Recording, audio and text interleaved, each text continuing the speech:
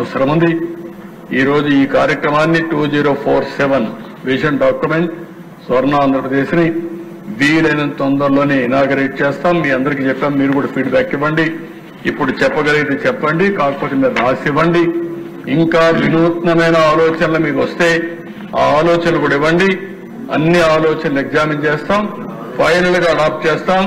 ఇది అడాప్ట్ చేయడమే కాదు, మీకు అందరికీ విజ్ఞప్తి చేస్తున్నా, ప్రజలకు విజ్ఞప్తి చేస్తున్నా, జవాబుదారీతనంగా పనిచేస్తాం.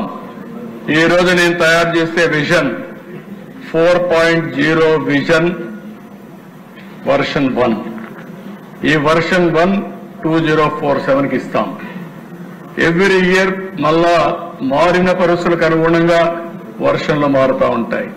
5 ఏళ్లలో 4.0 వస్తుంది, 4.1 వస్తుంది, 4.2 వస్తుంది, 4.3 వస్తుంది. 5 ఏళ్లకు 5 వస్తాయి.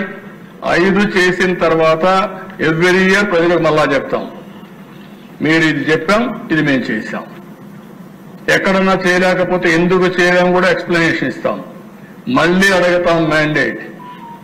మళ్లీ నా 5వ ముఖ్యమంత్రులు అయ్యి మనం అందరం మళ్ళా తిరిగి వచ్చి విజన్ 5.0 తీసుకొస్తాం. 2047 వరకు ఇప్పుడు మీరు చూస్తే గుజరాత్ లో మీరు చూశారు, 30 ఏళ్లుగా ఒకే పార్టీ ఉంది, బీజేపీనే ఉంది అక్కడ. లేకపోతే చాలా రాష్ట్రాల్లో మొన్నే హర్యానాలో 3 సార్లు వాళ్ళే గెలిచే పరిస్థితికి వచ్చారు.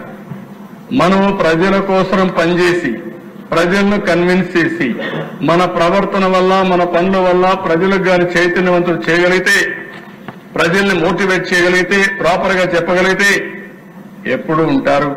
ఇప్పుడు నేను 9వ ఎమ్మెల్యే, 10వ కూడా అవుతాం. అంటే నేను ఎందుకు మాట చెప్తున్నానంటే అక్కడ వరుసగా ఓటేస్తున్నారు. ఇప్పుడు మొన్నటి వరకు 8 సార్లు వేశారు, 9వ ఓటేస్తారు.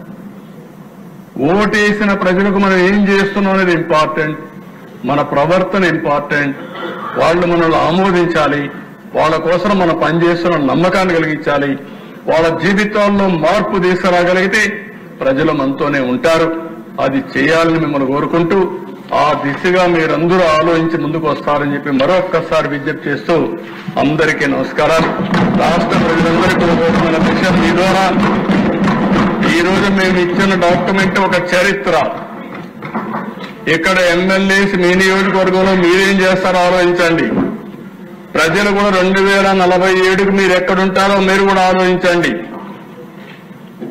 అన్ని విధాల మీకు చేయూతనివ్వడం, అందుబాటులో ఉండడం, అన్ని విధాల అభివృద్ధి చేయడం మా బాధ్యత. చేసినప్పుడు మీరు కూడా భాగస్వాములయ్యి మీరు కూడా చర్చించుకుని మీరు కూడా తదనుగుణంగా ప్రణాళికలు తయారు చేసుకుంటే మీరు కూడా పైకి వచ్చే అవకాశం ఉంటుంది.